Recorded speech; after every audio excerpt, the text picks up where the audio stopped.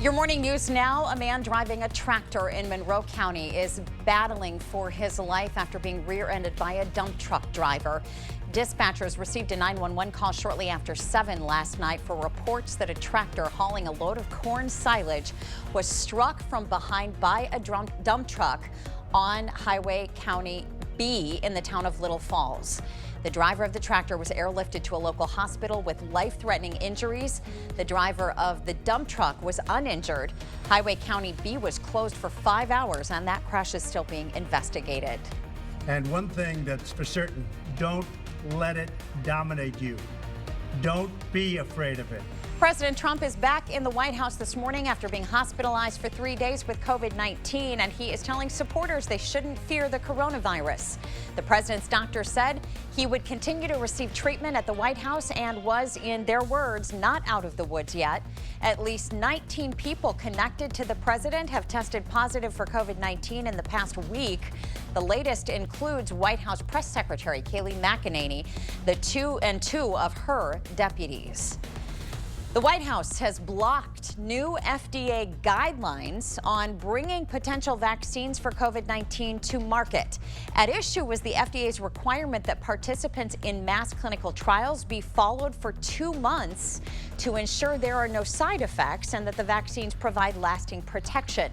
Despite the move by the White House, FDA officials are looking at other ways to implement the guidelines.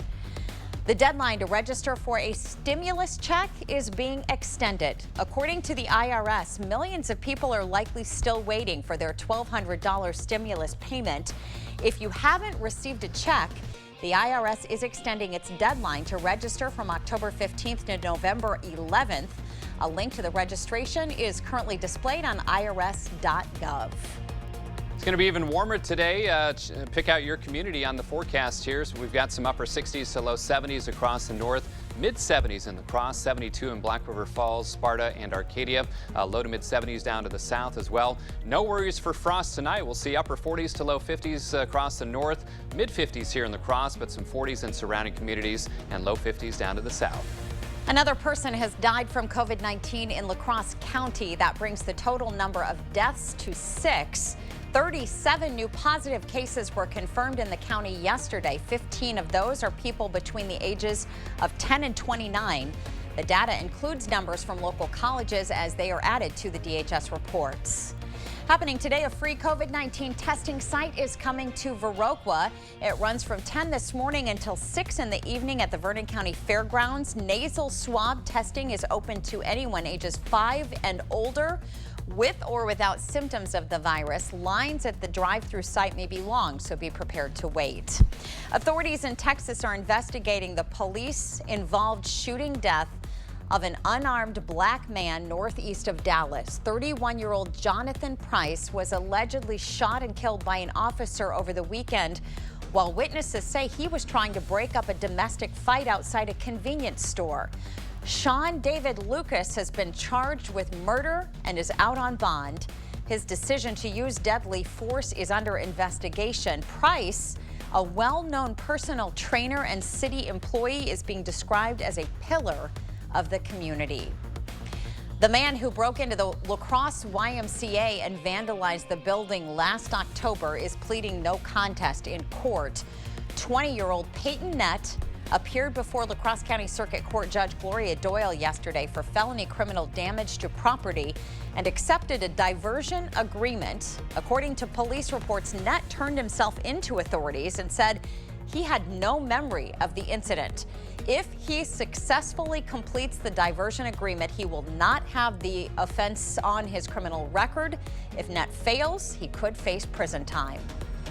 Enrollment is down about 1% at UW La Crosse this year. 10,468 people are enrolled at the university. That's down just 112 students from last fall.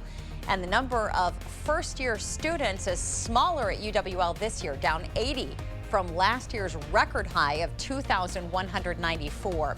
The news comes as students are back on campus for some classes at the university. You have a greater than 50% chance of surviving a fire if you have working smoke alarms in your home. The La Crosse Fire Department is reminding everyone about fire safety in the kitchen. According to officials, kitchen fires are the leading cause of fires in the home and fire-related injuries. The fire department recommends you check the batteries on your smoke detectors every 6 months. If you don't have one or you need a new one, the Red Cross of Wisconsin gives them out for free. You can get yours by going to redcross.org/WI smoke alarms.